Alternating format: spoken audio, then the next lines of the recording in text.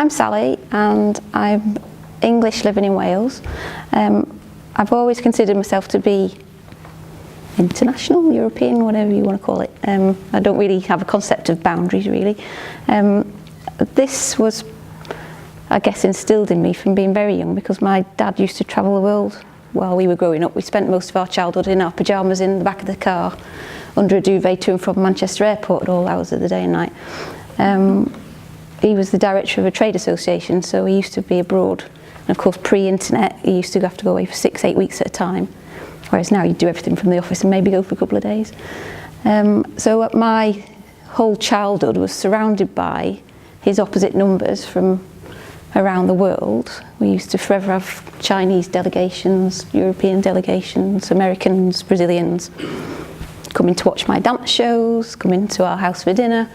And it was just quite normal. I can remember being about 10 or 11 with a group of Chinese trade delegates, all trying to teach me different Chinese words and arguing amongst themselves about the pronunciation, and that was kind of normal for me.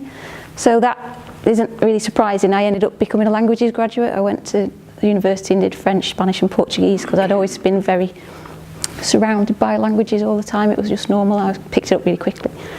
So as quite a few people tonight have said, I spent my 3rd year of university living in 6 months in Paris and 6 months in Barcelona. It's 25 years this year since I went out to Paris.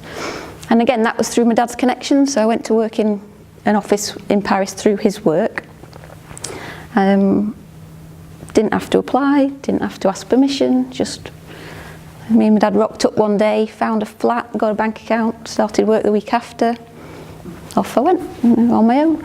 And that really defined who I am today, really. 25 years on, I still think about that time when I lived in Paris, because it was the first time I'd really lived on my own, miles from anybody. Tim and I had started going out and we used to phone. Our phone bill was phenomenal, wasn't it? And he used to come over and see me and I'd come back to the UK, and then I went on to Barcelona and the same again. Dad's connections got me a job in an office and got a flat, just rocked up, £200 a month. Thought I was quids in. You know, we used to work all week and then spend the whole of my free time exploring everywhere. I just went everywhere. And again, Tim came out to stay.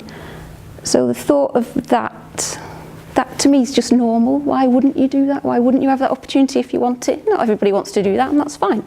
But for those who do want to do it and have got the confidence and the desire to do it, why are we taking that opportunity away from them? It's just criminal that people who don't understand or don't want to understand or have no interest in doing that can take that right away from us. And I've got 2 children now, they're 12 and 14. We've tried to instill this sense of internationalism into them, that we're all just people regardless of where we live.